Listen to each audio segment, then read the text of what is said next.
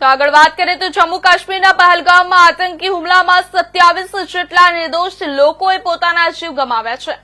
ત્યારે જેના સમગ્ર દેશભરમાં ઘેરા પ્રત્યાઘાતો જોવા મળી રહ્યા છે। ત્યારે બનાસકાંઠા જિલ્લામાં કેટલીક જગ્યાએ આતંકવાદીઓને ઝડપી ફાંસીની સજા આપવાની માંગ કરવામાં આવી રહી છે, તો કેટલીક જગ્યાએ આતંકવાદીઓના પૂતળાઓનું દહન કરવામાં આવી રહ્યું છે। ત્યારે પાલનપુર ન્યૂ બસપોર્ટ ખાતે નિસ્વાર્થ સેવા સંગઠન સંયુક્ત ઠાકોર 001 ગ્રુપ દ્વારા આતંકી હુમલામાં મૃત્યુ પામેલા લોકોને શ્રદ્ધાંજલિ અપાઈ હતી।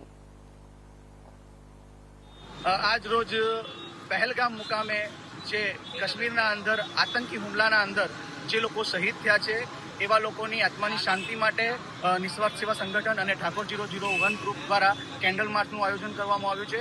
અને આ આયોજન એ માટે કરવામાં આવ્યું છે કે ભારતના અંદર જ્યારે આ કૃત્ય થયું છે ત્યારે માનનીય વડાપ્રધાન શ્રી અને કેન્દ્ર ગૃહમંત્રીશ્રીને વિનંતી એટલી કે આવા હરામી પાકિસ્તાનને જડબાતોડ જવાબ આપવો જોઈએ, જેથી આપણા ભારતીયો જે નિર્દોષ જે મોતને ભેટ્યા છે એવા કોઈ બીજા આવનારા સમયના અંદર આવો કોઈ આતંકી હુમલો કરતા પણ વિચાર કરે, એ અનુસંધાને કેન્ડલ માર્ચ કરી એ લોકોને આત્માને શાંતિ માટે પ્રભુ પાસે પ્રાર્થના કરી।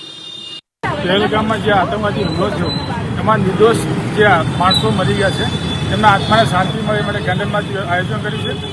માનનીય વડાપ્રધાન શ્રી નરેન્દ્ર મોદી સાહેબ અને કેન્દ્રીય મંત્રી અમિત શાહ સાહેબને એટલું નિવેદન છે અમારા સાથીદારો તરફથી કે આખરી સજા થાય અને ફરીથી આવું કૃત્ય ના થાય એવી સજાને પાત્ર રહે।